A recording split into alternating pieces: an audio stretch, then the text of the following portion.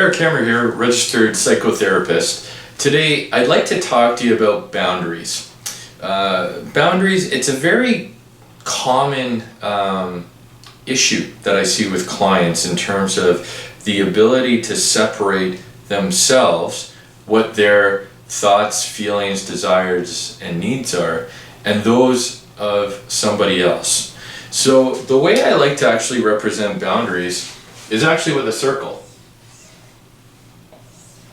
So in terms of, again, our ability to be able to separate and distinguish ourselves from others. So again, if we think of our feelings, right, our thoughts, our needs, desires, and how all of those different situations, how we can relate, so to speak, to one another as two very separate individuals. Where people sometimes get into trouble with boundaries is when, what I see in a lot of cases is the inability to distinguish themselves from others. And typically this is a result of the environment that the person has grown up in. So for example, if an individual has grown up in an environment in which they played a specific role, let's say in the family. So in a lot of cases, I'll see clients who were what's referred to as a caretaker, right, growing up. So their responsibility, their role, so to speak, and again, this is something that occurs unconsciously within the family unit.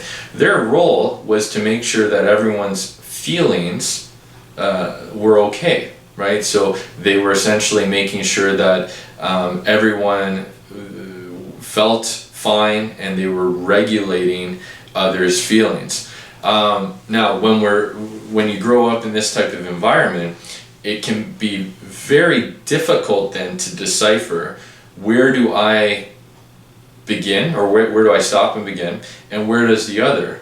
If I'm consistently concerned with how somebody else is feeling, well, it makes it really difficult to distinguish, right, between what I'm feeling, what my thoughts are, what my needs are, and what the needs of somebody else are, and separating the two and being able to relate to somebody again as a separate individual when we have this blurriness, so to speak, with regards to how we interact with the other.